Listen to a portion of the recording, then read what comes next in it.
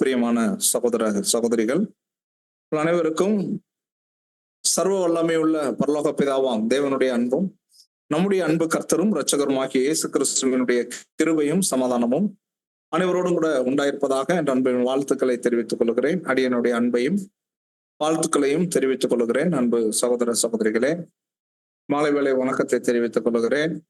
உன்னதமான தேவனுடைய கிருபையுள்ள கரத்தினாலே காக்கப்பட்டு வழிநடத்தப்பட்டு இந்த நாளிலும் இந்த நல்ல மாலை வேளையிலே தேவனுடைய பிள்ளைகளாக தேவனுடைய சமூகத்திலே நாம் கூடி வரும்படியாக தேவன் நமக்கு பாராட்டி இருக்கிற இரக்கமுள்ள அந்த வாய்ப்புக்காக தேவனை மகிமைப்படுத்தி அப்படிப்பட்ட அந்த ஒரு அருமையான வேளையிலே தேவ பிள்ளைகள் மத்தியிலே அடியேனும் பகிர்ந்து கொள்வதற்கு எடுத்துக்கொண்ட தலைப்பு சகோதரர் அறிவித்த வண்ணமாகவே மாம்ச இஸ்ரேலர்கள் மற்றும் ஆவிக்குரிய இஸ்ரேலர்களின் எதிரிகள் என்ற தலைப்பிலே நாம் பார்க்க இருக்கிறோம். அன்புக்குரிய சகோதர சகோதரிகளே, இதற்கான ஆதார வசனம் எடுத்துக்கொள்வீர்களானால் வெளிப்படுத்தல் 7ஆம் அதிகாரம் 4ஆம் வசனம், வெளிப்படுத்தல் 7:4.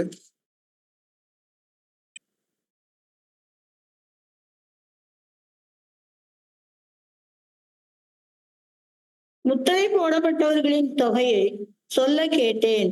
இஸ்ரேல் புத்திரருடைய சகல கோத்திரங்களிலும் முத்திரை போடப்பட்டவர்கள் 144,000 பேர். அன்புக்குரிய சகோதரர்களே, இங்கு சொல்லப்படக்கூடியதான இஸ்ரேல் புத்திரர், இங்கு சொல்லப்படுகிற அந்த இஸ்ரேல் புத்திரர் என்று சொல்லக்கூடிய இஸ்ரேலர்கள் யார் அப்படின்னா, அது மாம்சீக இஸ்ரேலர்கள், ஆவிக்குரிய இஸ்ரேலர். அப்ப ஏன் இஸ்ரேலர்களை குறித்து அங்க சொல்லணும் அப்படின்னா, மாம்ச இஸ்ரேலர்கள் ஆவிக்குரிய இஸ்ரேலர்களுக்கு முன் அடையாளமாக இருக்கிறாங்க, திருஷ்டாந்தமாக வைக்கப்பட்டிருக்கிறாங்க. அப்படி இருக்க அவங்களுடைய வாழ்க்கையில நடந்துட்டதான அநேக சம்பவங்கள் அவைகள் எல்லாமே நமக்கு எப்படிப்பட்டதாக இருக்கு அப்படின்னா, முன்பு எழுதப்பட்டவைகள் எல்லாம் நமக்கு திருஷ்டாந்தங்களாக இருக்கு என்று நம்ம பார்க்கணும். அப்படி இருக்க அவங்களுடைய வாழ்க்கையில அவங்க காணப்பட்டதே ஒரு நாடக மேடையில தான் காணப்பட்டிருக்கிறாங்க. அவங்க ஒவ்வொருவருமே ஒரு கேரக்டரா வந்திருக்கிறாங்க. அது தேவன் வடிவமைச்சதான விஷயம்.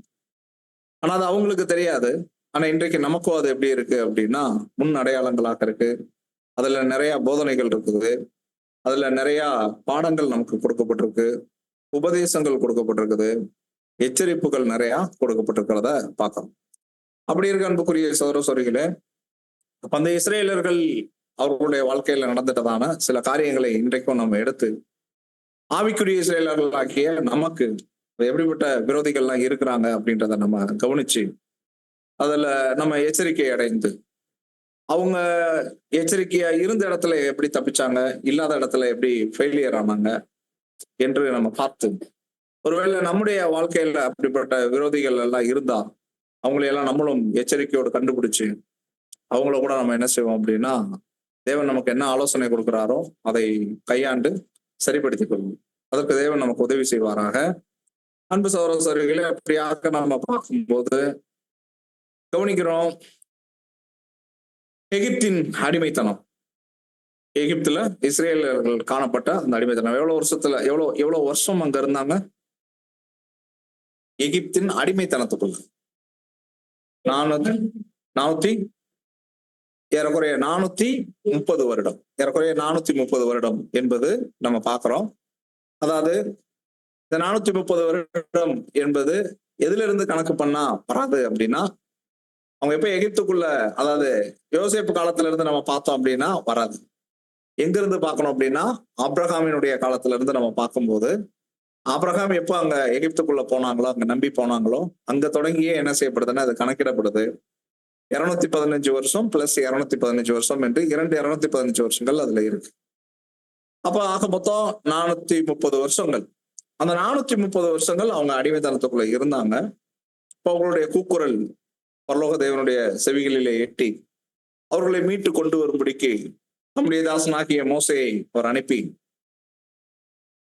பல அதிசயமான கிரியைகளை எல்லாம் அந்த எகிப்தியர்களுக்கு மத்தியிலே நடப்பித்து, அவரே இஸ்ரேலர்களுடையதான தேவனாய் இருக்கிறார் என்பதை காட்டி, பலத்த கரத்தினால் ஓங்கிய உபயோகத்தினால் அவர்களை விடுவித்து அவங்கள என்ன செய்தார் அப்படின்னா, 40 வருடம் அவர்கள் அந்த வனாந்தரத்துல வழி நடத்தி வாக்களிக்கப்பட்ட தேசமாகி கானான் தேசத்துக்கு பாலும் தேனும் ஓடுகிறதான தேசமாகிய கானான் தேசத்துக்கு அவர் வழிநடத்தி சென்றார் என்று நம்ம பார்க்கிறோம். இவைகள் எல்லாம் பொதுவா நம்ம அறிஞ்சு கொண்டதான விஷயங்கள்.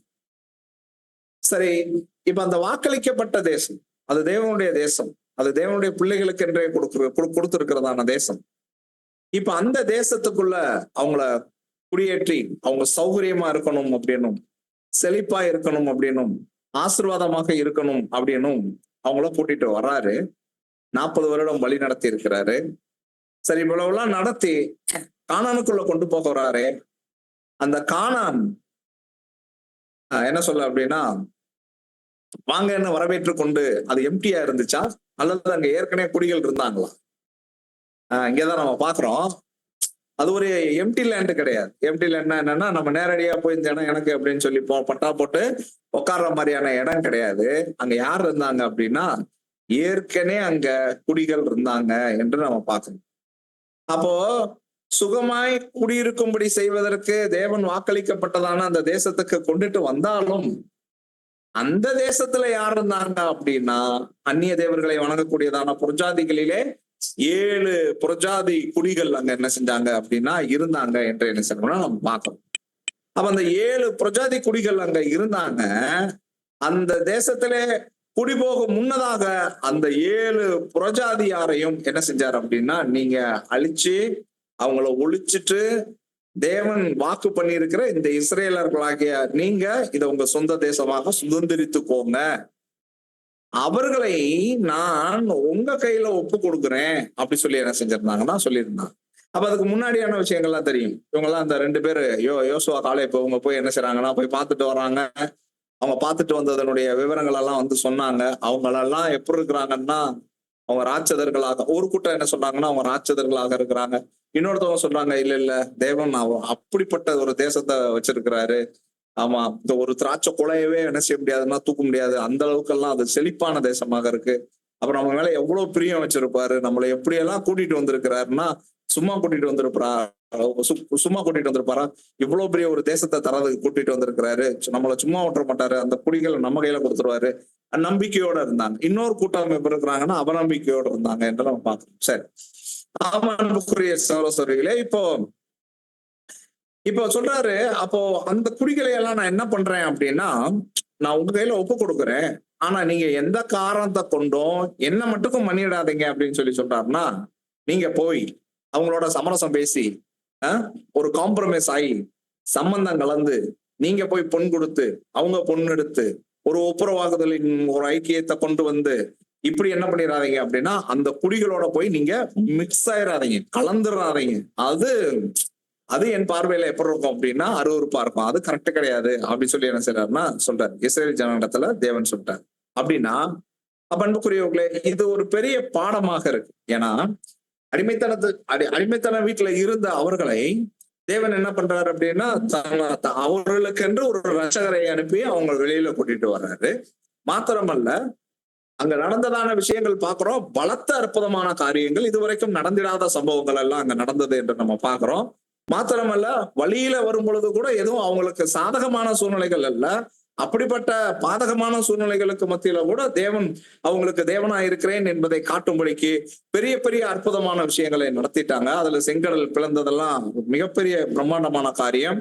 மன்னா வருஷிக்க பண்ணது 40 வருஷம் அத்தான் சாப்பிட்டுட்டு வந்திருக்கிறாங்க, காடை சாப்பிட்டு இருக்கிறாங்க. மாத்திரமல்ல, அவங்க பல சோதனைகளை தாண்டி என்ன பண்ணிருக்கிறாங்க அப்படின்னா, எரிகோவை எல்லாம் தாண்டி அங்க வந்து சேர்ந்தாங்க அப்படின்னு நம்ம பாக்குறோம். இப்படி எல்லாம் பார்த்தாலும் கூட பாருங்க, அங்க போகும்போது ஒரு குடிகள் இருந்தாங்களே, அந்த குடிகளை தேவன் என்ன பண்றாரு அப்படின்னா அகற்றும்படிக்கு சொல்றாரு. அப்ப ஏன் அதை அகற்றும்படிக்கு சொன்னார்? அவங்கள அழிச்சிரும்படிக்கு சொன்னார் அந்த 7 ஜாதியார. அப்ப அந்த 7 ஜாதியார் யாரா? அந்த ஜாதியார அழிக்கும்படிக்கு ஏன் சொல்லணும்? அதே போல அவங்களுக்கும் அவங்களுடைய சப்ஜெக்டை இன்னைக்கு நம்ம ஏன் எடுத்து பார்க்கணும்? இஸ்ரேலர்களுக்கு அவங்க எதிரிகளாக விரோதிகளாக இருந்தாங்க, இன்னைக்கு அவங்களை அழிக்க சொன்னார் அப்படின்னா, அவங்களுடைய விஷயங்கள் இன்றைக்கு இருக்கிற நமக்கு எந்த வகையில இது நமக்கு பாடமாக இருக்குது அப்படின்னா, நமக்கும் கூட இப்படிப்பட்ட விரோதிகள் உண்டோ? அப்ப அந்த விரோதிகளை நம்ம எப்படி அடையாளம் கண்டுபிடிக்கிறது, அதை எப்படி நம்ம அழிச்சு போடுறது, இதெல்லாம் தான் என்ன செய்ய போறோம் அப்படின்னா இன்றைக்கு நம்ம பாடத்துல பார்க்க போறோம். அதே போல அன்புக்குரிய சகோதரர்களே, அப்படி நம்ம பார்க்கும்போது இந்த 7 விரோதிகள் எப்படி காணப்பட்டாங்களோ இதே போல நம்ம மற்றொரு விஷயம் இதுக்கு நம்ம நிஜம் என்று பார்க்கும்போது 7 காலகட்டமாகிய சபை கூட என்ன செய்ததுன்னா இருந்ததை நம்ம பார்க்கிறோம். இந்த 2000 வருட காலங்கள்ல 7 காலகட்டமாக சபை இருந்ததை நம்ம பார்க்கிறோம். அப்படி இருக்கிற அந்த சபை கூட ஒவ்வொரு காலகட்டங்களிலும் அதற்கே உரிய சில விரோதிகளை கொண்டு அது தாக்கப்பட்டு சென்றும் அதற்கு என்ன செய்யப்பட்டுச்சு அப்படின்னா சில ஆலோசனைகளும் போதனைகளும் வேதத்துல கொடுக்கப்பட்டிருக்கு என்றும் என்ன செய்யறோம்னா நம்ம பார்க்கிறோம். சோ இப்ப என்னெல்லாம் நம்ம பார்க்கிறோம் அப்படின்னா, இஸ்ரேலர்கள் ஆவிக்குரிய இஸ்ரேலர்கள், இஸ்ரேலருடைய வாழ்க்கையில நடந்ததான சம்பவங்கள், அதுவே நிஜத்துக்கு ஆவிக்குரிய இஸ்ரேலருடைய வாழ்க்கையில நடக்கிற சம்பவங்கள். இஸ்ரேலர்களுக்கு எதிரி விரோதிகள் என்றால் ஆவிக்குரிய இஸ்ரேலர்களுக்கும் விரோதிகள் உண்டு. அதே போல மாம்ச இஸ்ரேலர்கள் ஆவிக்குரிய இஸ்ரேலர்களுக்கு நிழல் என்றால் இங்க நிஜத்தில் நம்ம பார்க்கும்போது இங்கே 7 காலகட்டங்களாக சபை இருந்ததை நம்ம பார்க்கிறோம். அந்த காலகட்டங்களுக்கே உரியதான எதிரிகள் விரோதிகளும் காணப்பட்டிருக்கிறாங்க. சரி, அப்ப அன்புக்குரியவர்களே, இவைகளை எல்லாம் என்னென்ன அப்படின்னும் இவைகளிலிருந்து நமக்கு என்ன போதனை கொடுக்கப்படுது என்பதையும் நம்ம பார்த்து இந்த பாடத்தை நம்ம நிறைவு செய்யலாம். சரி, சில வசனங்கள் வாசித்து நம்ம கடந்து போவோம். உபாகமம் 7ஆம் அதிகாரம் 1ஆம் வசனம்.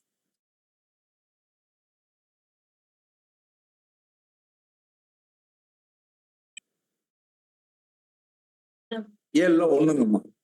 நீ சுதந்திரிக்க போகிற தேசத்தில் உன் தேவனாகிய கர்த்தர் உன்னை பிரவேசிக்க பண்ணி உன்னை பார்க்கிலும் ஜனம் பெருத்த ஜாதிகளாகிய ஏத்தியர், கிர்காசியர், எமோரியர், கானானியர், பெர்சியர், ஏவியர், எபூசியர் என்னும் 7 பலத்த ஜாதிகளை உனக்கு முன்பாக துரத்தி.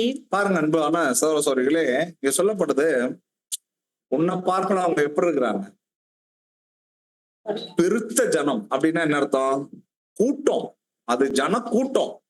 ஒரு அருமையான வசனம் இதுல 7வது வசனம் கூட நீங்க படிங்கன்னா, சகல ஜனங்களிலும் நீங்கள் திரட்சியான ஜனம் என்று கர்த்தர் உங்கள் பேரில் அன்பு வைத்து உங்களை தெரிந்து கொள்ளவில்லை. நீங்கள் சகல ஜனங்களிலும் கொஞ்சமாய் இருந்தீர்கள்.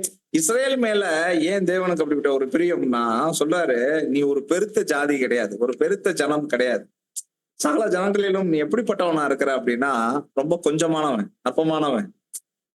ஆனா மத்த ஜாதிகள் எல்லாம் எப்படி இருக்கு அப்படின்னா அது ஒரு கூட்டம், அது ஒரு கூட்டம். அது சொல்றாரு பெருத்தது அப்படின்னா என்ன அர்த்தம்னா அது ஒரு பெரிய ஆரவாரம். அதெல்லாம் உன் மேல ஏறி போச்சு அப்படின்னா நீ ஒண்ணுக்கு நிக்க மாட்டேன், நீ கொஞ்சம்.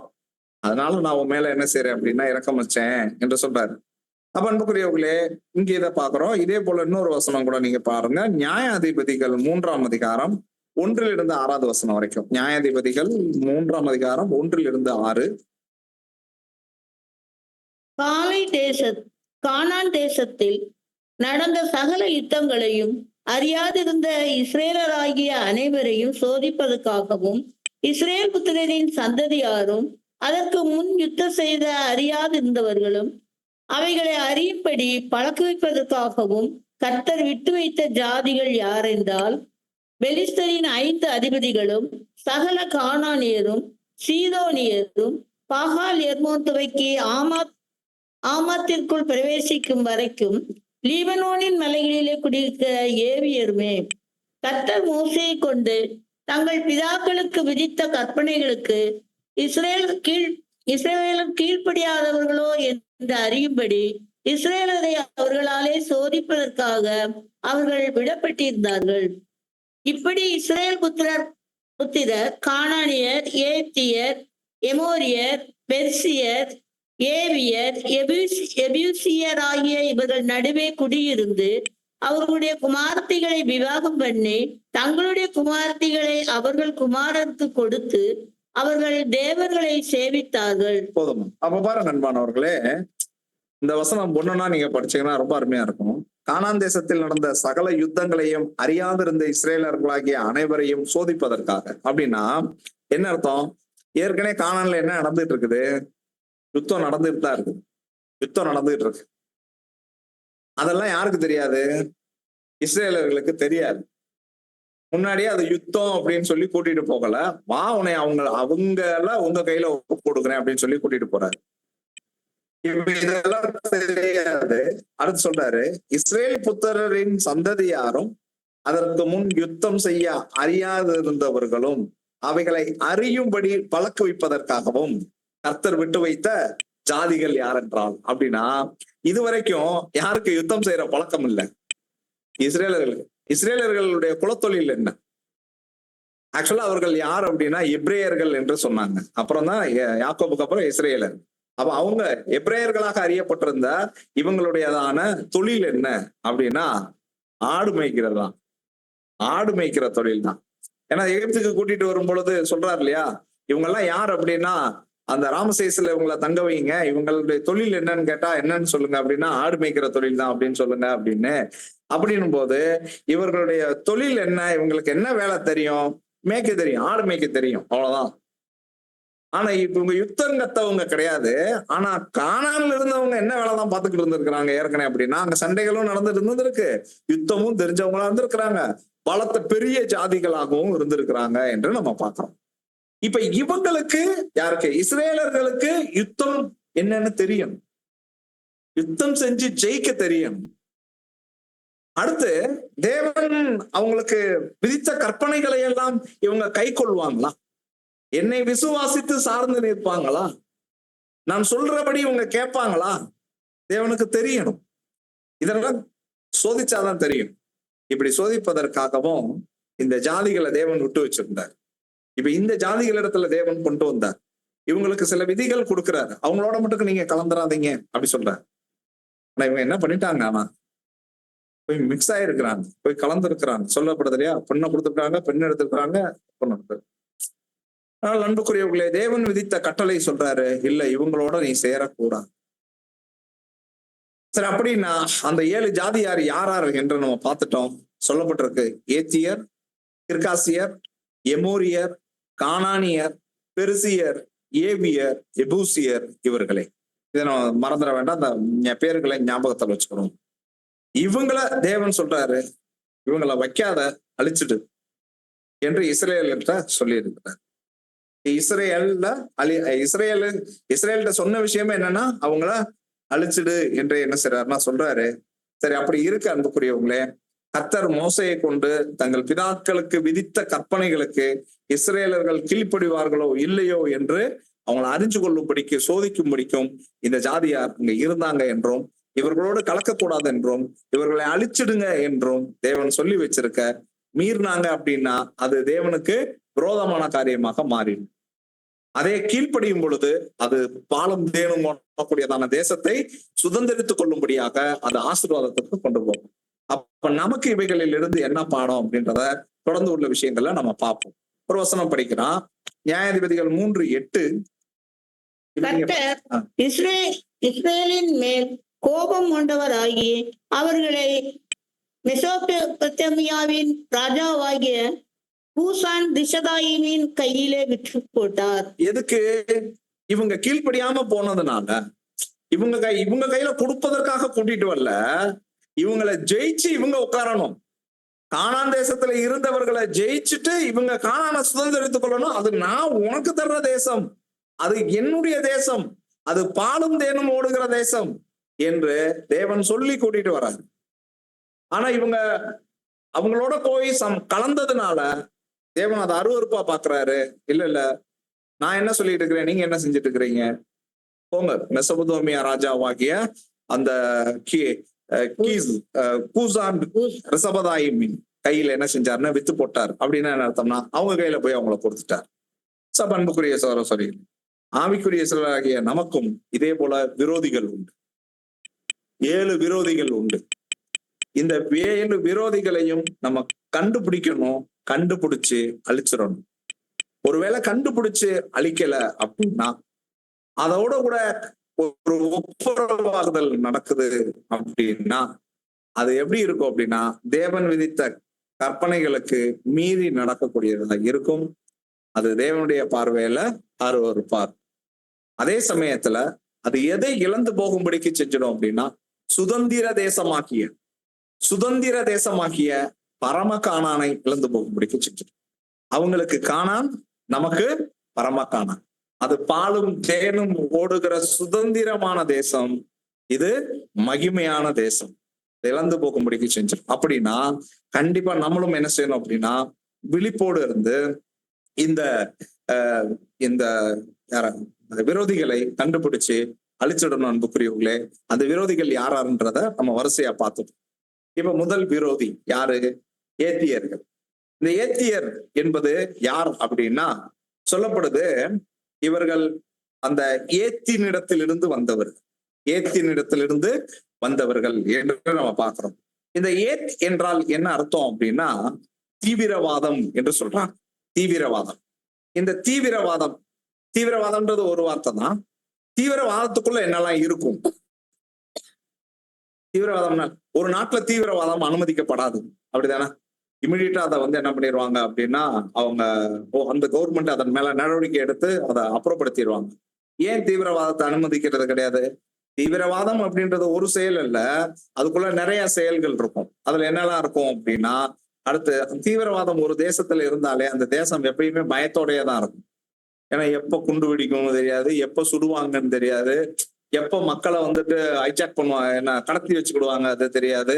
இத மாதிரியான விஷயங்கள்லாம் என்ன செய்யும், நடக்கும். அப்படின்றதுனால எப்பவுமே பயமும் பதட்டமும் அங்க இருந்துகிட்டே இருக்கும். அடுத்து என்ன இருக்கும்? தீவிரவாதம்னு ஒண்ணு இருந்தாலே குழப்பம் இருந்துகிட்டே இருக்கும். ஏன்? ஏதாவது ஒரு அதோட பிரச்சனைகள் போயிட்டே இருக்கிறதுனால குழப்பங்கள் இருக்கும். அடுத்து என்ன இருக்கும்? தீவிரவாதம்னு இருந்தாலே கொடுமைகள் இருக்கும். ஏன்னா அவங்கள ஆயுதம் வச்சிருக்கிறதுல யாரும் ஆயுதம் வச்சிருக்கிறாங்க. மிலிட்டரியும் ஆயுதம் வச்சிருக்கிறாங்க, தீவிரவாதிகளும் ஆயுதம் வச்சிருக்கிறாங்க. மிலிட்டரியும் ஆயுதம் பயன்படுத்துறாங்க. இவங்க ரெண்டுக்கும் என்ன வித்தியாசம்? மிலிட்டரி யார் மேல ஆயுதம் தாக்க மாட்டாங்க, தன் பொதுமக்கள் மேல என்ன செய்ய மாட்டாங்க, ஆயுதத்தை தாக்க மாட்டாங்க. அவங்க ரொம்ப கவனமா இருப்பாங்க, அதுக்கு ட்ரெயின் பண்ணப்பட்டிருக்கிறாங்க, முறைப்படி அதை பயன்படுத்துவாங்க, அத எதிரிகள் மேலதான் அதை பயன்படுத்துவாங்க அப்படின்றது. ஆனா தீவிரவாதம் யார் மேலேயே பயன்படுத்திடுவாங்க. அடுத்து யாருக்குள்ளேயுமே அதை பயன்படுத்திடுவாங்க. ஒரு இடம் போகுது அப்படின்னா தன் மக்களே 4 பேர் அழிஞ்சாலும் பரவாயில்ல, நம்ம செய்ய நினைச்சதை செஞ்சிடணும்னு சொல்லிட்டு முறையற்ற ஒரு தன்மை. அப்ப பாருங்க, அங்க கொடுமைகள் இருக்கும். யாரு என்னெல்லாம் பார்க்க மாட்டாங்க. குழந்தை இருக்குன்னு பார்க்க மாட்டாங்க, மத்தவங்க இருக்காங்கன்னு பார்க்க மாட்டாங்க, அவங்க செய்ய நினைச்சதை செஞ்சிருவாங்க. அப்படின்னா ஏத் தீவிரவாதம். அப்ப அன்புக்குரியவர்களே, பயம், குழப்பம், தீவிரவாதம், கொடுமை, இவைகள் எல்லாம் குறிக்குது இந்த ஏத். அப்ப இந்த ஒரு ஏத்தியர் எங்க இருக்கக்கூடாது அப்படின்னா நமக்குள்ள இருக்கக்கூடாது என்று சொல்றாங்க. பயம் எதை குறிக்கும் அப்படின்னா, ஆவிக்குரிய இஸ்ரவேலாகிய நாம எதுக்கு பயப்படக்கூடாது அப்படின்னா மனுஷர்களுக்கு பயப்படுகிற பயத்துக்குள்ள நம்ம சிக்கக்கூடாது. மனிதர்களுக்கு பயப்படுகிற பயம். அதே போல இந்த பயத்தை என்ன செய்யணும் அப்படின்னா நம்ம அழிச்சு போடணும் அன்புக்குரியவங்க. அதே போல குழப்பம் ஏற்படுத்துகிறவர்கள் அல்லது கொடுமையானவர்கள் இதுக்கும் என்ன செய்யக்கூடாது அப்படின்னா நம்ம கீழ்ப்படிய கூடாது என்று பார்த்தோம். அப்படின்னா நமக்கு வசனம் சொல்லுகிறபடியாகவே நீதிமொழிகள் 29:25 சொல்றது இல்லையா, நாம் மனுஷருக்கு பயப்படாமல் தேவனுக்கு பயந்தவர்களாய் இருக்க கடவோம். அப்ப அன்புக்குரியவர்களே, நம்முடைய பயம் யாருக்கு இருக்கணும் அப்படின்னா தேவனுக்கு. அப்ப தேவனுக்கு பயப்படுகிற பயம் இருக்கணுமே தவிர மனுஷருக்கு பயப்படுகிற பயம். ஏன்னா மற்றும் வசனம் சொல்லுது, மனிதர்களுக்கு பயப்படும் பயம் எதை வருவிக்கும்? கண்ணியை வருவிக்கும்.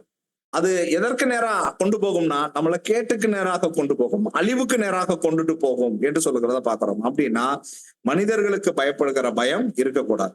இன்னொன்று சொல்றாங்க, மனிதர்களுக்கு பயப்படுறது ஒரு பக்கம், நம்மளும் யாருக்கும் என்னமும் காட்டக்கூடாது, பயம் காட்டக்கூடாது. புரியுதுங்களா? அப்ப பாருங்க, நம்ம போய் பயம் காட்டுற காரியமோ, நம்ம ஒரு இடத்துல குழப்பம் உண்டு பண்ணக்கூடியதான செயல்களோ, நம்ம ஒரு இடத்துல கொடுமை உண்டு பண்ணக்கூடியதான செயல்களோ, இது ஒரு புது சிருஷ்டியாகிய ஆவிக்குரிய இஸ்ரவேலனுக்கு தூரமான காரியம், அது ஆகாத காரியம். நீங்க மேய்ப்பரா இருக்கிறீங்க, ஆடுதான் உங்களுக்கு மேய்க்க தெரியும், நீங்க கொஞ்சம் ஜனம், நீங்க ஒரு சிறியவன், அதனால உன்னை நான் என்ன பண்றேன் அப்படின்னா அன்பு வச்சு பாலும் தேனும் ஓடுகிற தேசத்துக்கு உன்னை கொண்டுட்டு போறேன் அப்படின்னு தேவன் இப்படி கூட்டிட்டு போறார். இவர்களுக்குள்ளே குழப்பம் பண்ணக்கூடியவர்களாக இருந்து, உள்ளுக்குள்ளே இவங்க ஒரு 4 பேரை கொல்லக்கூடியவர்களாக இருந்து, புரியுது இல்லையா? நீ போய் ஏத்தியனை விட்டு அப்படின்றாரு. இப்போ ஒரு இஸ்ரேலன் இருந்துட்டு பக்கத்துல இருக்கிற இஸ்ரேலனையும் இப்படி குத்திட்டா எப்படி இருக்கும்? உன்னை நம்பி நான் போருக்குள்ள இறங்கி அவனை அடிக்கணும்னு வந்துட்டு இருந்தா நீ யார குத்திட்டு இருக்கிற? தஞ்சனத்தை. அப்ப என்ன சொல்றாங்க, நம்மை கண்டு பயமும் என்ன செஞ்சிடக்கூடாது, சகோதர சகோதரிகளுக்கு வரவும் கூடாது, நம்ம கொடுமை செய்கிறவர்களாக இருந்துடவும் கூடாது, நம்ம குழப்பத்தை ஏற்படுத்தக்கூடியவர்களாக இருந்துடவும் கூடாது. ஆக அப்படி இருந்தால் அது ஏத்திய தன்மையாக இருக்குது, ஏத்தியர்களுடைய தன்மையாக இருக்குது, தீவிரவாத தன்மையாக இருக்குது என்று சொல்றாங்க. அப்படி ஏற்படுத்தக்கூடியதற்கும் நம்ம இணங்கணுன்றதான அவசியமும் இல்லை அன்புக்குரிய சகோதர சகோதரிகளே. இப்படி ரெண்டையும் இனம் கண்டுபிடிச்சு, ஒருவேளை நமக்குள்ள இப்படி போன்றதான ஏதோ ஒரு காரியம் குழப்பத்தை ஏற்படுத்தக்கூடியதான சிந்தை அல்லது வேற ஏதேனும் இப்படிப்பட்டதான காரியமோ இருக்குமானால் நம்ம இம்மீடியட்டா அதை கண்டுபிடிச்சு என்ன செய்யணும்னா நம்மை விட்டு தூரப்படுத்திடணும். அதே போல நாம யார் மூலமாவது குழப்பி கிடந்தோம்னாலோ அல்ல பயந்து கிடந்தோம்னாலோ அல்லது ஏதோ ஒரு கொடுமைகளுக்குள்ள நம்ம சிக்கி கிடந்தோம்னாலோ அவைகளையும் கண்டு பயப்படக்கூடாது. நம்ம என்ன செய்யணும் அப்படின்னா ஜெயிக்க அறிந்தவர்களாக இருக்கணும் அன்புக்குரிய சகோதர சகோதரிகள். இது நம்ம கொடுக்கக்கூடிய ஆலோசனையாக இருக்குது. இதை போல எபேசு சபை, முதலாம் சபை என்ன அவங்களுடைய வாழ்க்கையில என்ன செஞ்சாங்கன்னா அந்த காலத்துல அட்டன் பண்ணாங்க அப்படின்னு சொல்லிட்டு அந்த விஷயத்த நம்ம பாக்குறோமானால் சொல்லப்படுது பாருங்க. ஆண்டவர் இயேசு கிறிஸ்து உயிர்த்தெழுந்த பின்பு என்ன செய்யப்பட்டுச்சு அப்படின்னா பெந்தெகோஸ்து நாளுக்கு அப்புறமாக சபை ஸ்தாபிக்கப்படுது. அப்போஸ்தலர்கள் மூலமாக ஸ்தாபிக்கப்பட்டு என்ன செய்யப்படுது அப்படின்னா அந்த காலங்கள் நடந்துட்டு இருக்கும் போதே இவன் மனிதர்கள் என்ன பண்ண ஆரம்பிக்கிறாங்க அப்படின்னா இஸ்ரேலர்களாகி இருந்தவர்கள் இப்ப கிறிஸ்துவை ஏற்றுக்கொண்டு உள்ள வந்து அவங்க என்ன குழப்பம் பண்ண ஆரம்பிச்சாங்க, நம்ம கிறிஸ்தவ சபைதான் ரைட், ஆனா எதையும் கை கொள்ளணும், நியாயப்பிரமாணத்தையும் கை கொள்ளணும் பண்றாங்க. அதுக்கு அடுத்து என்ன பண்றாங்க அப்படின்னா அவைகளை ரொம்ப ஸ்ட்ரெஸ் பண்றாங்க, கை கொண்டுதான் ஆகணும் அப்படின்னு சொல்லி. இப்ப என்ன நடக்குது அப்படின்னா அங்க குழப்பம் வந்துச்சு, அங்க பயம் வந்துச்சு. இது யார் வரைக்குமே பயந்தா? பேதுரு வரைக்குமே என்னவானாரு, அந்த இடத்துல ஜெர்கானார் இல்லையா, ஒரு ஆசோலேஷன் மைண்ட் வருது, நம்ம இங்க உட்காந்து சாப்பிட்டோம்னா ஏதாவது நினைப்பாங்களோ அங்க போயிருவோமோ அப்படின்னு சொல்லிட்டு டக்குன்னு என்ன ஆகுறாருன்னா எதை கண்டு பயந்தாரு? மனிதர்கள் பாருங்க அன்புக்குரியவர்கள். அப்போ இது அன்னைக்கே என்ன செஞ்சுச்சுன்னா நடந்துச்சு. ஆனா சொல்றாங்க இல்ல அப்படி கிடையாது, இருக்கும் மேற்கொள்ளு. ஏத்திய காரியங்கள் இருக்குமானால் நமக்குள்ளேயும் அனுமதிச்சிடக்கூடாது, நமக்கு மேலையும் எதையும் அனுமதிச்சிடக்கூடாது, எதிர்த்து போராடி ஜெயிக்கணும். அன்பு சகோதரர்களே, இது நமக்கு கொடுக்கப்படக்கூடியதான ஆலோசனையாகும். அடுத்த பாயிண்ட் நம்ம வந்துடும். இரண்டாவது விரோதி யார் அப்படின்னா கிர்காசியர். கிர்காசியர் என்றால் என்ன சொல்லப்படுது அப்படின்னா களிமண் பூமியில் வாழ்கிறவர்கள் அப்படின்னு ஒரு பொருள் வருது. களிமண் பூமியில் வாழ்றவங்க பாருங்க. இந்த களிமண் பூமி அப்படின்னு சொல்லும் போதே என்ன வந்துருது அப்படின்னா ஒரு உறுதியற்ற தன்மையை அது குறிப்பிடக்கூடியதாக இருக்கு. ஏன் அப்படின்னா களிமண் மேல அஸ்திபாரம் போடலாமா அப்படின்னா கண்டிப்பா அது வேஸ்ட். நம்முடைய அருமை ரட்சகர் நம்ம கொடுத்துருக்கிற நல்ல ஆலோசனை, மணல்ல எல்லாம் போய் என்ன செஞ்சிடாதீங்கன்னா வீடு கெட்டாதீங்க, நீங்க கண்மலையின் மேல கட்டுங்க, அதுதான் புயலுக்கும் மலைக்கும் அது நிக்கும், நிலைச்சிருக்கும் என்று சொல்லுகிறத பார்த்தோம். அப்படின்னா இது மோசமான அஸ்திபாரத்தை குறிப்பிடக்கூடியதாக இருக்குது, உறுதியற்ற தன்மையை குறிப்பிடக்கூடியதாக இருக்குது. அதே போல அது சொல்றது இதுதான், அது ஒரு பலமற்ற தன்மை, பாரமான எதையுமே அதால என்ன செய்ய முடியாது அப்படின்னா தாங்க முடியாது என்று நம்ம பாக்குறோம். ஒரு வேலை இதற்கு மேல ஏதாவது கட்டுனா அல்லது அதுல போய் நிலைச்சு நிக்கணும்னு நினைச்சா முடியாது, அது நிலையற்ற தன்மை, அது ஒரு நாள் உடைஞ்சு போகும், விழுந்து போகும் என்று சொல்லுகிறத பாக்குறோம். அப்படின்னா ஆவிக்குரிய இஸ்ரவேலாகிய நமக்கு, திருச்சபைக்கு இது எப்படியாக நமக்கு பாடமாக கொடுக்கப்படுது அப்படின்னா நம்ம ஒவ்வொருவருமே ஒரு கல்லாக இருக்கிறோம். கல் 1 பேதுரு 2ஆம் அதிகாரம் 5ஆம் வசனம் சொல்லப்படுது இல்லையா, நாம் ஜீவனுள்ள கற்களாய் ஆவிக்குரிய மாளிகையில என்ன செய்யப்பட்டு இருக்கிறோம் அப்படின்னா கட்டப்பட்டு வந்து கொண்டிருக்கிறோம் என்று நம்ம பார்க்கிறோம். அப்படின்னா நமக்குன்னு ஒரு அஸ்திபாரம் உண்டு. நாம் ஜீவனுள்ள கற்களாய் இருந்தால் நமக்கு ஒரு அஸ்திபாரம் உண்டு. அந்த அஸ்திபாரத்தின் மேல் மட்டுமே நம்ம கட்டப்பட்டவர்களாக இருந்தால் மாத்திரம்தான் நம்முடைய வாழ்க்கை நிலைத்தன்மை உள்ளதாக இருக்கும். அது இல்லாதபடிக்கு இப்படி களிமண் மேல கட்டப்படக்கூடியது எப்படி இருக்கும் அப்படின்னா, அது ஒரு நிலையற்ற தன்மையாக காணப்பட்டு அது அஸ்திபாரம் வலுவானதாக இல்லாதபடிக்கு ஒரு நாள் அது என்னவாயிரும் அப்படின்னா அது விழுந்து போகும் அல்லது முழுகி போகும். அன்புக்குரியவர்களே, அப்ப நம்முடைய அஸ்திபாரம் எப்படிப்பட்டதாக இருக்கணும்னா, நல்ல நிலத்தில் போடப்பட்ட அல்லது கண்மலையின் மேல் போடப்பட்ட அஸ்திபாரமாக, பலன் கொடுக்கக்கூடிய அஸ்திபாரமாக இருக்கணும். பலன் நூறத்தனையான பலன் கொடுக்கக்கூடிய, நான் வசனம் சொல்றேன் இல்லையா, நல்ல நிலத்தில் விதைக்கப்பட்ட விதை எப்படி இருக்கு அப்படின்னா அது பலன் கொடுக்குது. 30, 60, 100 பலன் கொடுக்குது. அப்படி பலன் கொடுக்கக்கூடிய நிலத்தில் நம்ம அஸ்திபாரம் இட்டவர்களாக இருக்கணுமே தவிர, இப்படி ஒரு களிமண்ணான அஸ்திபாரம் என்பது அது எப்படிப்பட்டதாக இருக்கும் அப்படின்னா ஒரு நிலையற்ற தன்மையை குறிப்பிடக்கூடியதாக இருக்கும். அப்ப நம்முடைய விசுவாசம் எப்படிப்பட்டதாக இருக்கு, நம்முடைய நம்பிக்கை எப்படி இருக்கு? கிறிஸ்துவை அஸ்திபாரமாக கொண்டு அவருடைய உபதேசங்களுக்கு மேலே ஸ்ட்ராங்கா கட்டப்பட்ட ஜீவனுள்ள கற்களாக இருக்கிறோமா, அல்லது ஒரு நிலையற்ற தன்மையில நம்ம காணப்படுறோமா? அப்படி ஒரு நிலையற்ற தன்மையில காணப்பட்டோமானால் அன்புக்குரியவர்களே, அது என்ன இருக்கும் அப்படின்னா அது ரொம்ப வேஸ்ட். இத ஒப்பிட்டு சொல்லும் போது ரொம்ப அருமையாக சொல்றாங்க. அது 2ஆம் காலகட்ட சபை எப்படிதான் ஒண்ணு அனுபவிச்சிச்சு. என்ன பாருங்க, சிமிர்னா சபை, 2ஆம் காலகட்ட சபை, சிமிர்னா சபை. சிமிர்னா சபை அங்க என்ன நடந்துச்சு அப்படின்னா, உலக பிரகாரமான விக்கிரக வழிபாடுகள் எல்லாமே அந்த காலத்துலதான் என்ன செஞ்சிச்சு அப்படின்னா உள்ள நுழைய ஆரம்பிச்சிச்சு. யாருடைய விஷயங்கள் எல்லாம் வெளியில தள்ள ஆரம்பிச்சிச்சு அப்படின்னா அப்போஸ்தலருடைய உபதேசங்களை கூட அது என்ன செஞ்சிச்சு அப்படின்னா உள்ள அனுமதிக்காதபடி.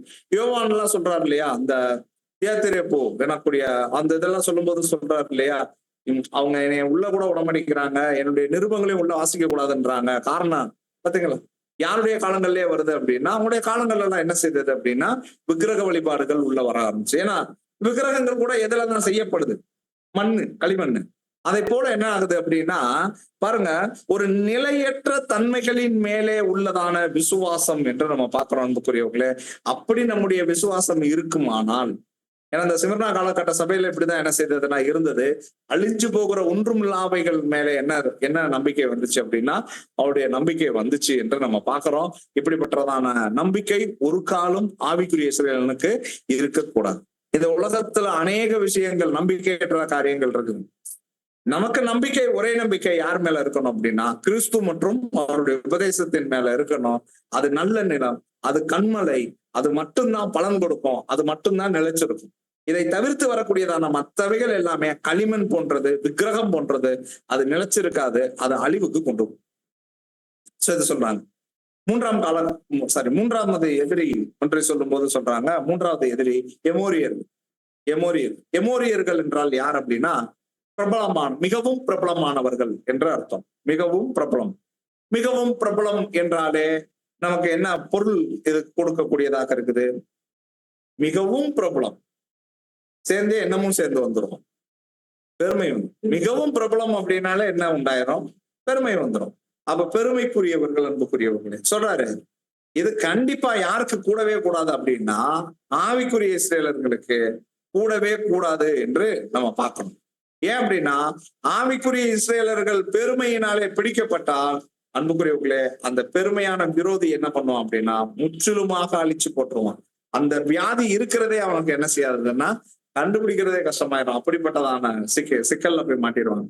அப்ப இந்த பெருமை எதை கொண்டு வரும் அப்படின்னா மனமேட்டிமையை கொண்டு வரும், அகந்தையை கொண்டு வரும், அப்புறம் என்னன்னா பாருங்க கீழ்ப்படியாமையை கொண்டு வரும்.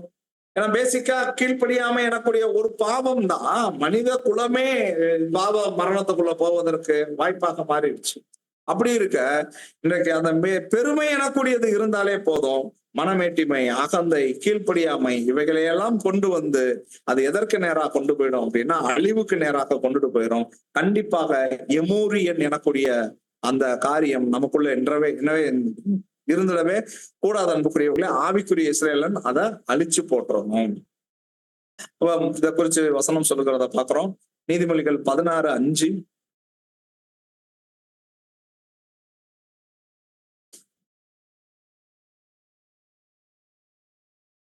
மனமேட்டிமையானவனும் கர்த்தருக்கு அருவருப்பானவன். மனமேட்டிமையானவன் கர்த்தருக்கு அருவருப்பானவன் என்று பாக்குறோம். அதே போல இதை பத்தி அநேக பாடங்கள் நமக்கு இருக்கிறபடினால நம்ம சுருக்கமா முடிக்கிறோம். பெருமை எனக்கூடியது தேவன் எதிர்த்து நிற்கக்கூடியதான காரியம். இப்படி ஆசீர்வாதங்கள் அங்கேயே என்னவாயிரும் அப்படின்னா ஸ்டாப் ஆயிரும். தெய்வீக ஆசீர்வாதங்கள் தேவன் எதிர்த்து நிற்கிறார் என்றால் என்ன அர்த்தம் அப்படின்னா, தெய்வீக ஆசீர்வாதங்கள் அதற்கு மேல என்ன செய்யாது, பெருமை இருக்கிற வரைக்கும் அதற்கு மேல தேவன் விரும்புகிற மாதிரி இருக்காது. அவர் பிரபலமாகலாம், அவர் பிரபலமாகலாம், பூமியில என்னனாலும் அவர் அனுப்பிக்கலாம், அதுக்கெல்லாம் பூமி அனுமதிச்சிருக்குது. ஏன்னா அந்த பிரபலங்களும் பெயர் புகழும் யாரும் கொண்டு வர முடியும் அப்படின்னா, உலகத்தின் அதிபதியும் என்ன செய்ய முடியும்னா கொண்டு வர முடியும். அப்படி பேரையும் புகழையும் வாங்கி இங்க உள்ளதை இது பண்ணி அவர் பூமியிலேயே அவைகளை அனுபவிச்சு தீர்ந்துருமே தவிர, பரலோகத்துல அவருடைய பொக்கிஷம் என்பது என்ன செய்யப்படாது, சேர்த்து வைக்கப்பட முடியாது என்புக்குரியவங்களே. ஏன்னா தேவன் என்ன பண்றாரு, அவருக்கு எதிர்த்து நிற்கிறார். அதற்கு மேல அவருடைய ஆசீர்வாதங்கள், தெய்வீக ஆசீர்வாதங்கள் என்பது ஸ்டாப் ஆயிடும். இதை குறிச்சு யார்கிட்ட இருந்து நம்ம பார்க்கலாம் அப்படின்னா, நேபுகாத்நேச்சார். தானியல் விஷயத்துல நம்ம தானியல் புக்ல படிக்கும்போது படிக்கிறோம் இல்லையா, நேபுகாத்நேச்சார் என்ன நடந்துச்சு, அவர் சொல்றாரு, மேல போய் பார்த்து சொல்றாரு, இது என்னுடையதான மகிமைக்காக நான் கட்டின என்னுடைய பாபிலோன் அல்லவா அப்படின்னு சொல்லும் போதே அவர் ரொம்ப மேட்டிமை ஆயிட்டார். அதற்கு முன்னாடியே அவரை குறிச்ச இன்ட்ரோடக்ஷனை எப்படி சொல்லுது அப்படின்னா, வானபரியந்தம் உங்களுடைய ராஜ்யம் என்ன செய்யப்பட்டிருக்கு அப்படின்னா உயர்த்தப்பட்ட ராஜ்யமாக இருக்குது அப்படின்லாம் அவரை பெருசா பேசினதாகவும் இருக்குது. கர்த்தர் தான் அதெல்லாம் செஞ்சு வச்சிருக்கிறாங்க. ஆனா அவர் என்ன பண்றாரு அப்படின்னா, இவைகள் எல்லாம் என்னால சம்பாதிக்கப்பட்டது அப்படின்னு சொல்லும் போதே என்னவாயிறாரு அப்படின்னா, புல்லு தின்னுற அளவுக்கு என்னவாயிட்டாருன்னா போனார் அப்படின்றத பாக்குறோம். ஆனா மீண்டும் அவருக்கு அந்த மனித இருதயம் கொடுக்கப்பட்ட பொழுது அவரே தேவனை மகிமைப்படுத்தினார் என்று நம்ம பாக்குறோம். இதெல்லாம் உன்னத தேவனுடைய ஏற்பாடு அப்படின்னு. அப்ப நம்ம பார்க்கும்போது அன்புக்குரியவர்களே, அப்போ இந்த விஷயங்களை நம்ம என்ன செய்யறோம் அப்படின்னா நம்ம பாக்குறோம். அப்ப அந்த பெருமை என்பது பிடிக்கப்பட்டால் என்னவாகுது அப்படின்னா, அது ஒரு பெரிய தாழ்ச்சிக்கு நேரா கொண்டு போகுது என்பதை பார்க்கிறோம். இது ஒரு சின்ன எக்ஸாம்பிள். அதே போல லூசிபர் என்று நம்ம பார்க்கும்போது, லூசிபருடைய விஷயமும் நீங்க பார்த்தீங்கன்னா தெரியும். ஆக என்ன செய்யப்பட்டுச்சு அப்படின்னா, அவருடைய அறிமுகங்களும் நம்ம பார்க்கும்போது எப்படி இருந்தாங்க அப்படின்னா, அந்த நட்சத்திரமாக அவரு ஜொலித்த காரியங்கள், அவருடைய மேன்மையான விஷயங்கள்லாம் சொல்லும் போது மிக பிரம்மாண்டமான காரியமாக இருக்குது. ஆனா இந்த இருதயத்துல மேட்டிமை எப்போ உண்டாச்சோ, அந்த மினுக்கு எப்போ உண்டாச்சோ, அதனால அவரை கெடுத்து கொள்ளும் போது அகாதமான பாதாளத்தில் என்ன பண்ணப்பட்டு போனாய்னா தள்ளப்பட்டு போனாய் என்று சொல்லப்படுகிறது. மிகப்பெரிய தாழ்ச்சி. பாருங்க, இங்க சொல்லப்படுகிறதான காரியம் இதுவாக தான் இருக்கு. என்ன அப்படின்னா, அப்ப அந்த எமோரியர் எனக்கூடியதான அந்த பிரபலம், மிகவும் பிரபலம் அல்லது பெருமை, இது என்னவாக ஆயிரும் அப்படின்னா, பிரபலம் ஆகுதா, தேவன் நம்முடைய நாமத்தை ஒருவேளை பெருசுப்படுத்துறாரா, எங்கேயோ நம்முடைய நாமங்கள் எங்கேயோ சொல்லப்படுதா, சாஷ்டாங்கமா தேவனிடத்துல சரண்டர் ஆகி, ஆக எப்பொழுதும் அந்த கன மகிமை, நீங்க பெரியவரா இருக்கணும், நம்ம சிறியவரா இருக்கணும், பயன்படுத்தப்படுகிறதான கருவி மட்டும்தான் நம்ம அப்படின்ற நிலைமையில இருக்கிற வரைக்கும் அந்த உயர்வு ஆசீர்வாதங்கள் இதெல்லாம் என்ன செய்யப்படுது அப்படின்னா தேவனுடைய வழிநடத்துதலுக்கு கீழே இருக்கு. ஆனா எப்போ அதுவே வந்துட்டு எமோரியனாக மாறுதோ அந்த இடத்துல என்ன, மிகவும் பிரபலம், இதை விரும்பிட்டாலே என்னவாயிடும் அப்படின்னா தாழ்ச்சி என்புக்குரிய சகோதர சகோதரி. சரி, இதே விரோதிய குறிச்சு பெர்கமு சபையில பார்க்கும் போது என்ன அப்படின்னா, உலக பிரகாரமான உயர்வு. மூன்றாவது சபை அந்த பார்க்கும்போது மூன்றாவது சபை பெர்கமு சபை. பெர்கமு சபையில என்ன நடந்துச்சு அப்படின்னா, பிரபலத்தை விரும்புச்சு, வேக வேகமா வளரணும்னு விரும்புச்சு. யார் அப்படின்னா கிறிஸ்தவம். வேக வேகமா வளரணும். எப்படி வளர முடியும், வாங்க அரசாங்கத்தோடு கூட என்ன செய்வோம் அப்படின்னா ஒன்று கலப்போம் அப்படின்னும் பொழுது அரசாங்கமும் மதமுமாக அதை கலந்து வேக வேகமாக ஸ்தாபிக்க ஆரம்பிச்சிச்சு தன்னுடைய இருப்பிடம். பெருமை பேசும் பொழுதும் எப்படியே பேசுச்சு அப்படின்னா பெருமை. இவைகள் எல்லாம் தேவன் எனக்கு கொடுத்திருக்கிறதான உரிமை என்றே பேச ஆரம்பிச்சு. அப்படியே பேசி பேசி என்னவாச்சு அப்படின்னா தன்னை ஞானமா வளர்த்து கொண்டுச்சு. காரணம் இதுதான், எமோரியன் பிடிக்கப்பட்டதுனால அது அரசாங்கத்தோடு ஒன்றிணைஞ்சு. ஆக இப்படியாக அந்த காலகட்ட சபை போனதை பார்க்கிறோம் அன்புக்குரிய சரஸ்வதி. நான்காவது விரோதியை குறிச்சு நம்ம பார்த்துருவோம், அது கானானியர்கள். கானானியர்கள் என்றால் என்ன அர்த்தம் அப்படின்னா, சொல்றது என்ன பொருள், வணிகர்கள், வியாபாரிகள். அப்ப பாருங்க, இது கூட எதை அடையாளப்படுத்துது அப்படின்னா, ஆவிக்குரிய காரியங்களுக்காக மேலான ஆசீர்வாதங்களாகிய உலக காரியங்களுக்காக மேலான ஆசீர்வாதங்களாகிய ஆவிக்குரிய காரியங்களை என்ன செஞ்சிடும் அப்படின்னா விலை பேசி வித்துட்டு போயிடும். இது யாருடைய டெக்னிக் அப்படின்னா கானானியர்களுடைய டெக்னிக். அப்படின்னா கொஞ்சம் இடம் கொடுத்தா போதும் அப்படி சொல்றாங்க. ஆனா சொல்றாரு தேவன், கானானியன் இருந்தா கானானியனை உள்ள வைக்காத. அவன் டெக்னிக்கா பேசி உன்னை வியாபாரம் பண்ணி அவன் உன்னை அபகரிச்சிருவான், அழிச்சிரு. அப்ப அன்புக்குரியவர்களே, ஆவிக்குரிய காரியங்களுக்கு பதிலாக உலக பிரகாரமான காரியங்கள் எங்க ஒண்ணுல கொஞ்சம் இடம் கொடுத்தாலும் போதும், அது கானானியன். அந்த கானானியன் என்ன பண்ணுவான் அப்படின்னா மிச்ச இடத்த தன்னை போல எடுத்துடும். அதனால சொல்றாரு, உனக்கு மத்தியில அவனை வைக்காத, அவன் ஒன்ன தள்ளி விட்டுட்டு அவன் அந்த இடத்த எடுப்பான், அதனால நீ அகற்றி என்று சொல்ற. அவன் சிறந்த வணிகன், அவன் ஒரு பெரிய வியாபாரி. யாரு? உலகம்தான். இந்த உலகம்தான் கானானியன், இந்த உலகம்தான் வியாபாரி. அதுக்கு இடம் கொடுத்தாலே அதை அபகரிச்சிரும், அது சீர்கேடுகளுக்கு கொண்டு போகும், அது கெட்டு போவதற்கு வழி நடத்தும். தேவன் நம்மை இவ்வுலகில் இருந்து அவருடைய பிள்ளைகளாக தெரிந்தெடுத்ததே நமக்கு இருக்கிற மிகப்பெரிய சிலாக்கியம். கடைசியா ஒரு பாடத்துல பார்த்தோம்னு நினைக்கிறேன். இன்னைக்கு உலகத்துல இந்த காலத்துல மட்டும் எத்தனை கோடி பேர் இருக்கிறாங்க, எவ்வளவு கோடி பேர் இருக்கிறாங்க. அதுல கிறிஸ்தவர்கள் என்பது எவ்வளவு பேர் இருக்கிறாங்க. அதுல பாருங்க, உண்மை கிறிஸ்தவர்கள்ன்றது எவ்வளவு பேர் இருக்கிறாங்க. அதுல சத்தியம் அறிஞ்சு சத்தியத்துக்கு நேராக நடத்தப்படுகிறதான கிறிஸ்தவர்கள் எவ்வளவு பேர் இருக்கு, எவ்வளவு சொற்பம். அவன் அந்த நிலைமைகளுக்குள்ள நம்மளை தேவன் தெரிந்தெடுத்திருக்க, நீ இதுல எதையும் என்ன செஞ்சிடாத அப்படின்னா வித்து போட்டுறாத, ஒரு கானானியனை உனக்குள்ள அனுமதிக்காத. அப்படி அனுமதிச்சா அவன் அந்த இடத்த பூரா எடுத்துரும். அப்ப தேவன் கொடுத்த சிலாக்கியங்கள் என்ன அப்படின்னு நம்ம பார்க்கும்போது ரொம்ப அருமையாக ஒரு வசனம் காட்டி சொல்றாங்க. ரோமர் 8ஆம் அதிகாரம் 28, 29.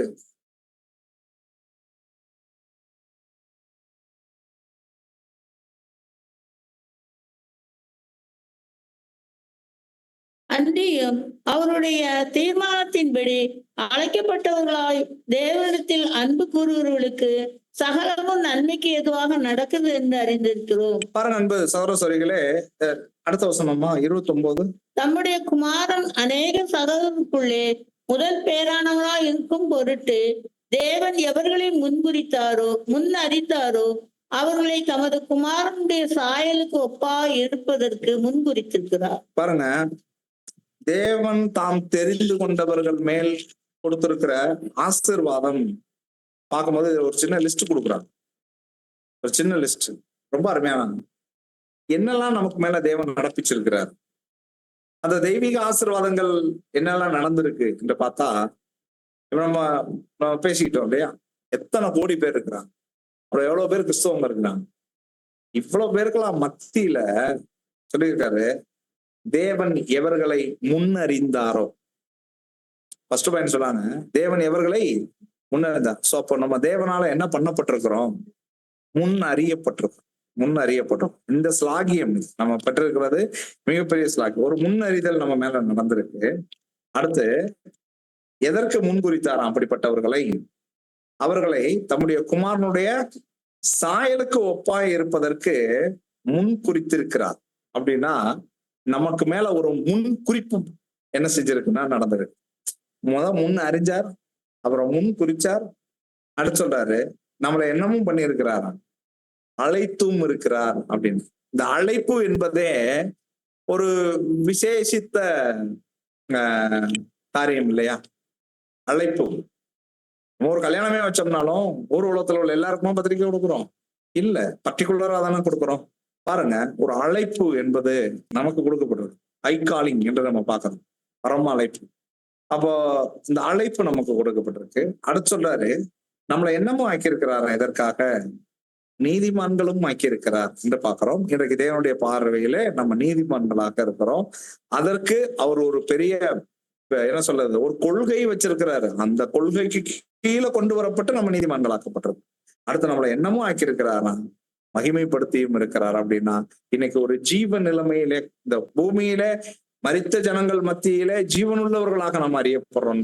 அப்படி மகிமைப்படுத்தி வச்சிருக்கிறார்.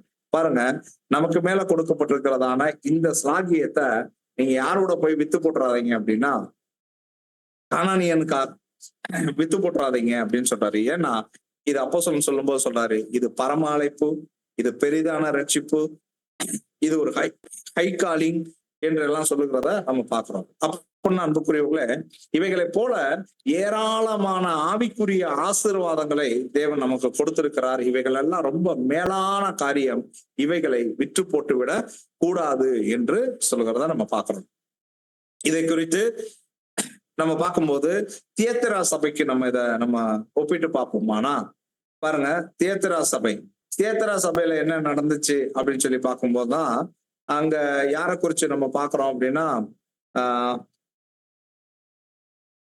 தவறான போதனைகள், இந்த எசபேல் என்று சொல்லக்கூடியதான விஷயங்கள் அங்க அடையாளமா சொல்லப்பட்டிருக்கு இல்லையா?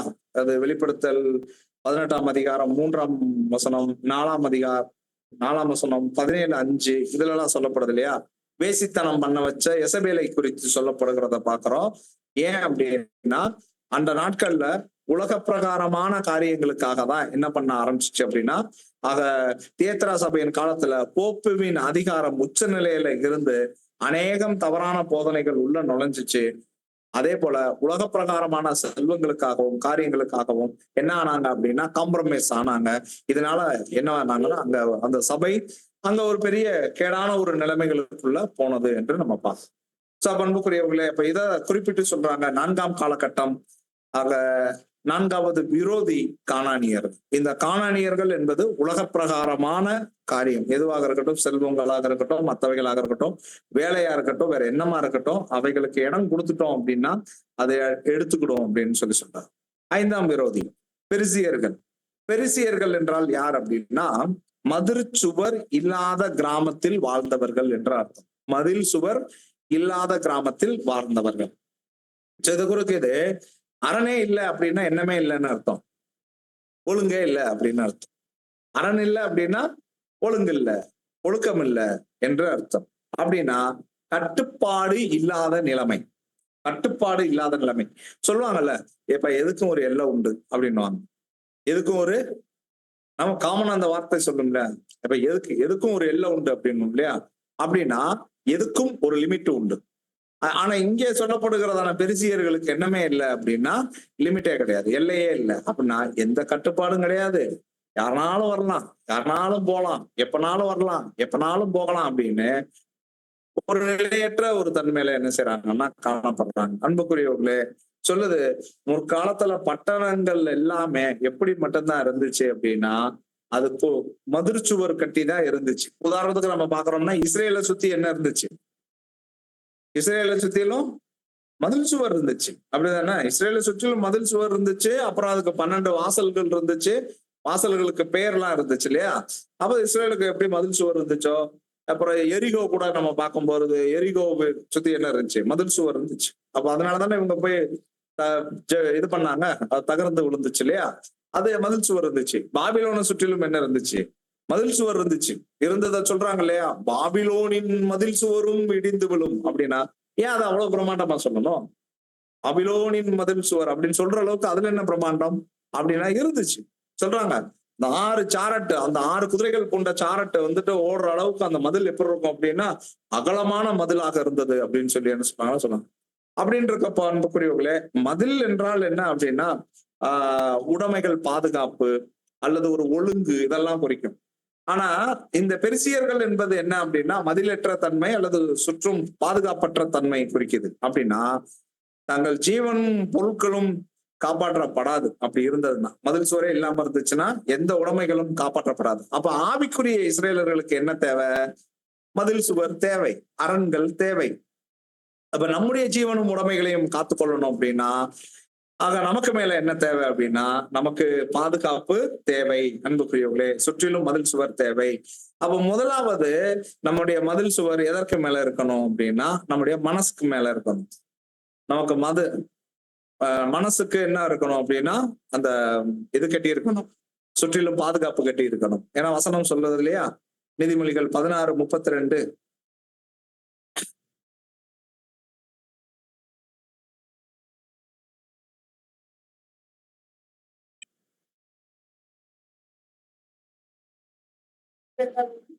சாரிங்கம்மா 16:32 பகவானை பார்க்கிலும் நீடிய சாந்தமுள்ளவர் உத்தமன், பட்டணத்தை பிடிக்கிறவனை பார்க்கிலும் தன் மனதை அடக்குகிறவன் உத்தமன். ஆமா, அன்புக்குரியவர்களே, அதே போல 25-28 சொல்றாரு இல்லையா? நீதிமொழிகள் 25-28 சொல்லும் போது 25-28 தன் ஆவியை அடக்காத மனுஷன் மதிலிடிந்த பாழான பட்டணம் போல இருக்கு. இதை குறித்து சகோதரர் ரசல் அவங்க எழுதினது 54-87 ரீபிரிண்ட் பாக்குறோம். மனதை அடக்காதவன். அப்ப அன்புக்குரியவர்களே, மனது அடக்கப்பட்ட ஒரு நிலைமை, ஒரு கட்டுப்பாடு உள்ள நிலைமையை குறிச்சு அவர் எழுதுறாரு. எழுதும் போது இந்த மனசு எப்ப சரியா கட்டுப்படுத்தப்படுதோ அங்கதான் ஜெயம் என்பதும் உண்டாகும். மனசு எப்ப கட்டுப்படுத்தப்படலையோ அங்க ஜெயம் என்பது இல்லை. எங்க இருந்து அது ஆரம்பிக்குது அப்படின்னா, ஒரு நாள் காலை நீங்க தூங்கி விழிக்கும் பொழுதுல இருந்து இந்த காரியம் ஸ்டார்ட் ஆகுது அப்படி சொல்லி சொல்றாரு. அப்ப இந்த தூங்கி விழிக்கும் போதே என்ன நடக்குது பாருங்க. அலாரம் வைப்போம் இல்லையா? அலாரம் வைக்கும் போது வைப்போம் 6 மணிக்கு எந்திரிக்கணும். 6 மணி, 6:15, 6:30, அப்புறம் 7, 4-5 அலாரம் செட் பண்ணுவோம். எதுக்கு? இதுல விட்டா அது, அதை விட்டா அடுத்தது, அதை விட்டா 7. ஆனா உண்மையிலேயே நம்ம டெஸ்டினேஷன் எங்கதான் இருந்திருக்கு? இல்ல, 7. உண்மை. ஏன்னா எப்பதான் எந்திரிக்கணும்னு முடிவு பண்ணிட்டோம் ஆல்ரெடி. 7 மணி வரைக்கும் அலாரம் வைக்கணும்னா நம்ம மைண்ட்ல ஏற்கனவே என்ன இருக்கு அப்படின்னா 7 மணி வரைக்கும் நமக்கு டைம் இருக்குன்னு அர்த்தம். சரிங்க இல்லையா? 6 மணிக்கு எந்திரிக்கணும்னு நினைச்சதுதான் சரி. ஆனா நம்ம எந்திரிக்கணும்னு நினைச்சது எப்பதான்? 7. இங்கே 2 சிந்தை உண்டாயிருச்சு. அப்போ என்னவாயிரும் அப்படின்னா, நீங்க அங்கேயே ஃபெயிலியர். காலையில முதல் காரியமே உங்கள்கிட்ட என்னவாகும் அப்படின்னா ஃபெயிலியர்ல தான் ஸ்டார்ட் ஆகும். அப்ப ஸ்டார்ட் ஆகி அப்புறம் போகும்போது வெஜ்ஜா நான்வெஜ்ஜா, வெஜ்ஜை பார்த்தாலும் ஆசையா இருக்கு, நான்வெஜ்ஜை பார்த்தாலும் ஆசையா இருக்கு, நான்வெஜ் தான் அப்படின்னு. இப்படி எல்லாத்துலயுமே என்ன இருக்கும் அப்படின்னா அந்த இன்னொரு மனசுக்குள்ளேயே போயிட்டே இருக்கும். அப்படி போக போக என்னவாகும்னா உங்க மனசு இன்னொன்னு ஏதோ ஒண்ணு ஜெயிச்சுக்கிட்டே வரும். அப்படி சின்ன சின்ன காரியங்கள்ல கூட நீங்க ஜெயிக்க முடியல அப்படின்னா, இதுலதான் அவர் சொல்லும் போது சகோதரர் சொல்றாரு இல்லையா, ஒரு பட்டாணி கடலையெல்லாம் சாப்பிடும் போது கூட பக்கத்துல இருக்கான் நான் எடுத்துக்கிட மாட்டேன் அப்படின்ற அளவுக்கு.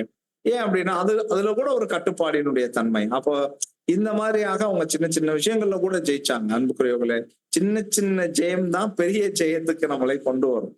ஆனா சின்ன சின்ன விஷயத்துல கூட தோத்து போயிட்டே இருந்தோம்னா அது பெரிய தோல்வியை கொண்டு வரும் சொல்றாங்க. ஆனா இது எங்க இருக்கணும்னா கட்டுப்பாடு ஃபர்ஸ்ட் நம்முடைய மனசு. இந்த மனசை கட்டுப்படுத்திக்கிட தெரிஞ்சவன், அதை பத்தி தான் சொல்லுது. 16:32 வாசாங்க இல்லையா? மீண்டும் வாசிங்களா? 16:32.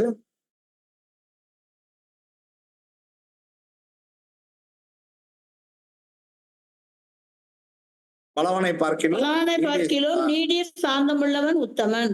பட்டணத்தை பிடிக்கிறவனை பார்க்கிலும் தன் மனதை அடக்குகிறவன் உத்தமன்.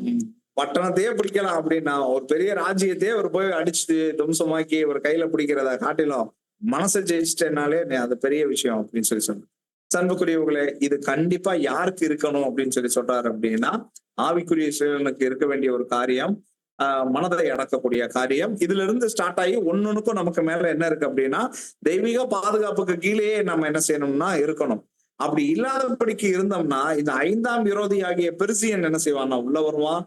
அவன் மதிலிடிஞ்சதை போல நம்மள்ட்ட இருக்கக்கூடிய விஷயத்தெல்லாம் இடிச்சு விட்டு என்ன பண்ணுவான் அப்படின்னா யாருனாலும் உள்ளவா, யாருனாலும் வெளியில. இஸ்ரேல்ல ஒரு விஷயம் நம்ம படிக்கணும் இல்லையா? நெகேமியா காலத்துல சொல்றாங்கல்ல, நெகேமியா கேட்கிறாருல, கோரேஸ் காலத்துல நீங்க வெளியேற்றப்பட்டு நீங்க போய் ஆலயம் கட்டினீங்களே, எல்லாரும் நல்லபடியா இருக்கிறீங்களா அப்படின் போது அவங்க என்ன சொல்றாங்க, போனோம் ஆலயத்தெல்லாம் கட்டிட்டோம், ஆனா இப்ப யாருனாலும் அடிக்கிறாங்க. ஏன்னா பழக்கப்பட்டுட்டாங்க. ஒரு முறை இந்த பட்டணத்தை இடிச்சு அடிச்சதுனால இந்த மக்கள் மதில் இல்லாத மக்கள்ன்றதுனால வர்றவங்கலாம் எங்க மேல என்ன பண்றாங்கன்னா அடிக்கிறாங்க, நாங்க நிம்மதியா இல்லை அப்படின்றத சொல்லும் போதுதான் வருத்தப்பட்டு என்ன பண்றாரு அப்படின்னா மீண்டும் போய் நான் என்ன பண்றேன் அப்படின்னா தேவாலயத்தை எல்லாம் சரிப்படுத்தி அலங்கம் சுற்றில உள்ள அலங்கமும் வீதிகளும் கட்டணும் அப்படின்ட்டு போனாங்க. அதுக்கப்புறம் மீண்டும் ஒரு பாதுகாப்பு உங்களுக்கு உண்டாச்சு அன்புக்குரியவங்களே. காரணம் என்ன அப்படின்னா யாருனாலும் உள்ள அடிப்பாங்க, யாருனாலும் உடைமைகளை எடுத்துட்டு போவாங்க. இது ரொட்டீனா நடக்கும். அப்ப ஆவிக்குரிய செயலாகிய நமக்கு பாதுகாப்பு மனதளவிலும் இல்லை, நம்மளோட உபதேசங்கள் அளவுலையும் ஒரு சரியான நிலைப்பாட்டுக்குள்ள இல்லை அப்படின்னா இதை மாதிரி அடி விழுந்துகிட்டே இருக்கும் ஆகவும். இதை குறித்து சொல்லும்போது சர்தை சபைக்கு எப்படி சொல்றாங்க அப்படின்னா, இந்த மதிலில்லா நிலைமை செத்தவனை போல அப்படின்ற, நீ எப்படி இருக்க, செத்தவனை போல இருக்கிற அப்படின்னா உனக்குள்ள எந்தவித கட்டுப்பாடும் இல்லை, உன் மேல யாருனாலும் வர்றாங்க, யாருனாலும் போறாங்க. உனக்கு எதுவுமே என்ன செய்ய மாட்டேங்குது தெரியுமா? செத்தவங்க இருந்தா என்ன செய்வாங்க? அங்க நிறைய பேர் வருவாங்க, நிறைய பேர் போவாங்க, அழுகவும் செய்வாங்க, சிரிக்கவும். ஒரு பக்கம் சிரிச்சுக்கிட்டு இருப்பாங்க, ஒரு பக்கம் வேற என்னமா செஞ்சுட்டு இருப்பாங்க. யாருக்கு இவங்களுக்கு என்னமா தெரியுமா? எதுவுமே தெரியாது. அந்த மாதிரி இருக்கும் உன் நிலைமை அப்படின்ட்டு. சர்தை சபை போல. அப்படின்னா ஒரு ஆவிக்குரிய இஸ்ரேலன் செத்தவன் அல்ல, விழிப்பானவன். அப்படின்னா நமக்கு அந்த விழிப்பு இருக்கணும் அன்புக்குரியவங்களே. அதை பற்றி சொல்லுது. ஆக நீங்க அந்த அளவுக்கு விழிப்பா இருந்தீங்கன்னா தான் உங்களுக்கு மதில் இருந்தாதான் உங்களுக்குள்ள யார் வர்றா, யார் போறா, எதுக்காக வந்தாங்க, ஏன் போறாங்க, என்ன நம்ம கேட்டோம், என்ன நம்ம செய்யணும், இதெல்லாம் அப்படி இல்லைன்னா நீங்க செத்தவனை போல அப்படின்ற இல்ல. நம்ம கவனமா இருக்கணும். ஆறாம் விரோதி ஏவியர்கள். ஏவியர்கள் குறிக்குது சுற்றிலும் கூடாரம் போடுகிறவர்கள். ஃபர்ஸ்ட் என்ன படிச்சோம்? போடாதவர்கள். சுற்றிலும் கூடாரம் போடாதவர்கள். இவங்க சொல்றாங்க சுற்றிலும் கூடாரம் போட்டவர்கள். இது எப்படி அப்படின்னா சுயமாக சுயமாக வாழக்கூடியவர்கள். தனக்குன்னு ஒரு கொள்கை, தனக்குன்னு ஒரு நீதி, தன்னுடைய சுய நீதி, சுய நலம், சுய நம்பிக்கை, மற்ற எல்லாமே எப்படி இருக்கும் அப்படின்னா சுயத்தை சார்ந்து இருக்கும். தன்னலமாக மட்டுமே யோசிச்சு அதுக்குள்ளேயே வாழக்கூடியவர்கள் என்று சொல்றாரு. இது ஏவியர்கள். இந்த ஏவிய விரோதி நமக்குள்ள இருந்தா கண்டுபிடிச்சு அதை அகற்றிடணும். ஏன்னா சுயநலம், சுய நம்பிக்கை, சுய நீதி இருக்கு பாருங்க, அதெல்லாம் அது நம்ம ரொம்ப மோசப்படுத்திடும். அது ஏவியன் என்று சொல்றாரு.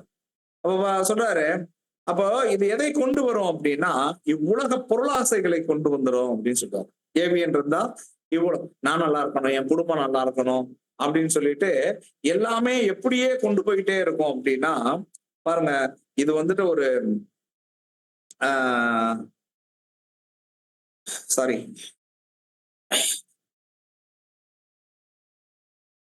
இது வந்து எதை கொண்டு வந்துட்டே இருக்கும் அப்படின்னா அன்புக்குரியவர்களே,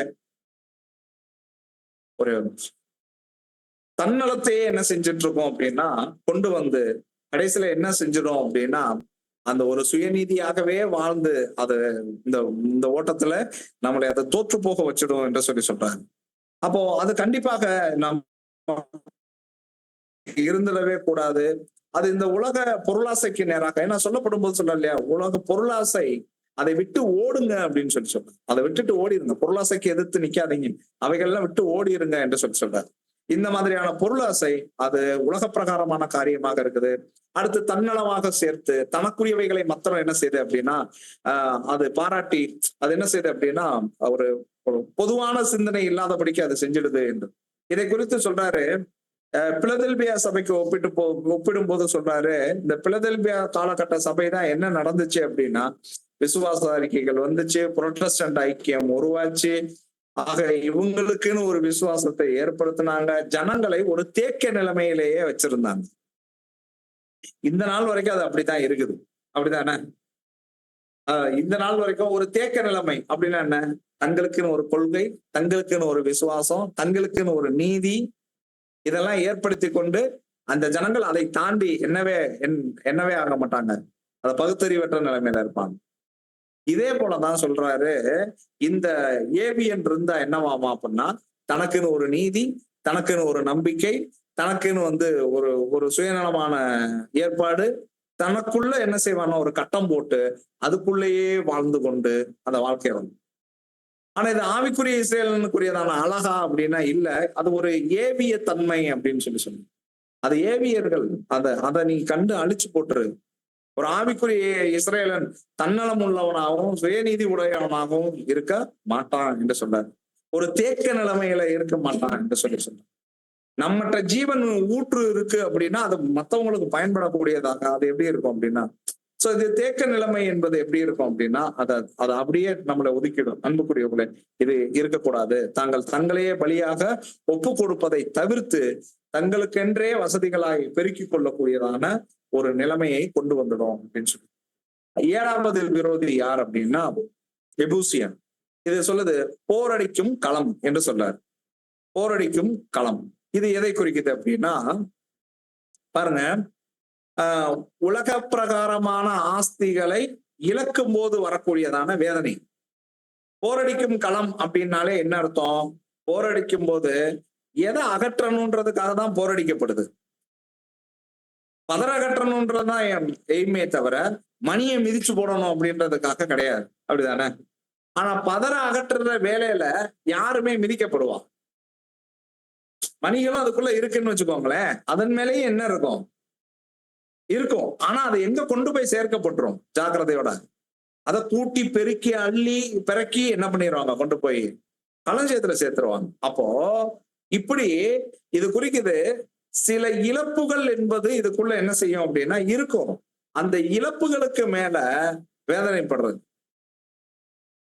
இப்ப ஒருவேளை இந்த பலியின் வாழ்க்கையில நம்மகிட்ட இருக்கக்கூடியவைகளை பலியாக செலுத்துகிறோம்னு வச்சுக்கோங்க. நம்முடைய நேரமாக இருக்கட்டும், ஞானமாக இருக்கட்டும், பலமாக இருக்கட்டும், பணமாக இருக்கட்டும், இவைகளை எல்லாம் பலி செலுத்துறோம்.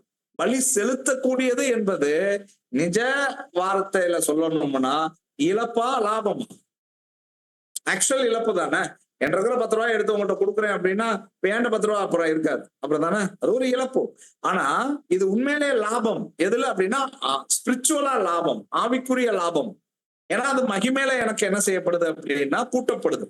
அப்ப அன்புக்குரியவர்களே, அப்ப இந்த இழப்ப அவங்க என்ன செய்ய மாட்டாங்க அப்படின்னா, இழப்பு நடக்கும். ஆனா அந்த இழப்பை விரும்ப மாட்டாங்க. இந்த பலியின் வாழ்க்கைக்குள்ள இருப்பாங்க.